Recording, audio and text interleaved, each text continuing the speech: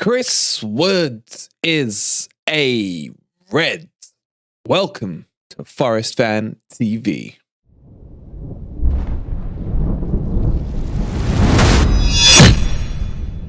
Good morning, good evening, or good night, wherever in the world you are, whatever time of day you're watching this. Hope you're having a fantastic day, and welcome to your latest Nottingham Forest news as Chris Wood has signed. Forest have Wood. Wood is on his way. And how do I feel about this? I still don't know. I'm still leaving my ass firmly on that Wood fence because I can see the benefits and I can see the counter arguments to it. And it's definitely a signing that has divided the Forest fan base. But we'll get into all of that in a second. I just want to remind you guys that tonight at 6 p.m., we have our exclusive interview with Craig Bromfield. I got Chris Wood on my mind right now, where it will be aired to the members only to start with. So if you're a member, make sure you tune in at 6 p.m. as we'll be talking about Cluffy and we'll be talking about, well, things from the N-word all the way across to Roy Keane's manhood. It's going to be interesting to say the least. So make sure you're tuned in at 6 p.m. If you're not a member and you want to watch that tonight, please don't forget to hit that join button. It's only 99p and that gives you all the perks, including backstage passes to the Grumpy Old Reds and the emojis for all your favorite Nottingham Forest players. But let's get into Chris Wood and talk about the deal. So Chris Wood is going to join Nottingham Forest on loan until the end of the season with an option to buy available following the loan period. And as I just mentioned, I don't know how I feel about it because he's 31. He's a bit slow. Well, he's very slow. But he has a good aerial presence and the ability to hold the ball up. He's kind of the crap version of Giroud, if you like. And I get it. I do. But at the same time, you wonder, is he going to slow the pace of our attack down? That, for me, is the biggest concern.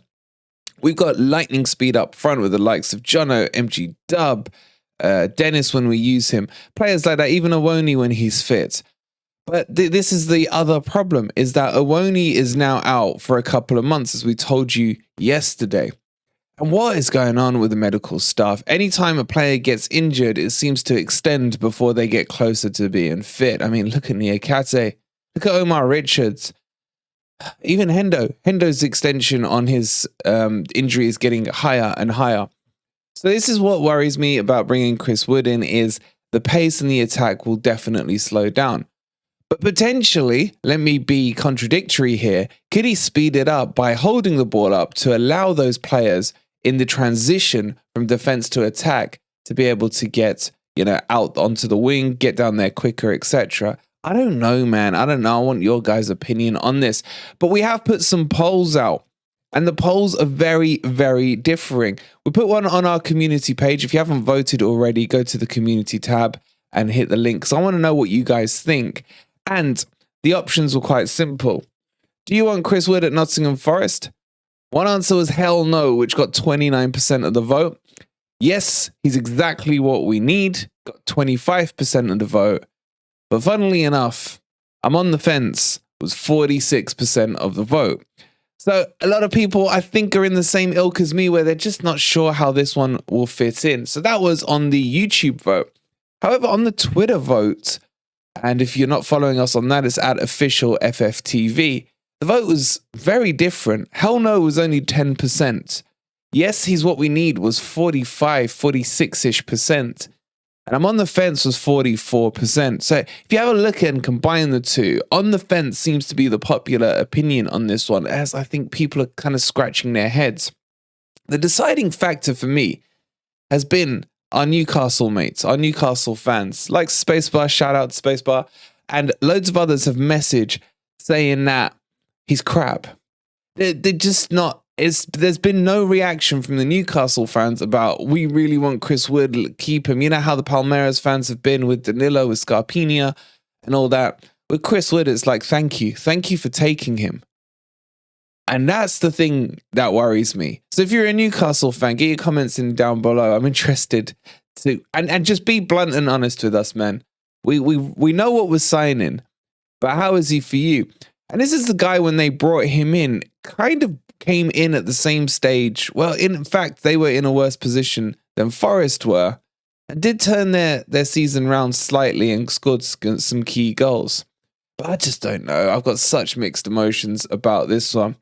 I think for me, like, the way to summarize it up is he's not a glamour signing. And with all the glamour signings we've been getting, like Scarpini and Danilo so far in this window, he's quite a boring signing. But maybe boring is what we need. I don't know. I don't know. Get your thoughts in down below.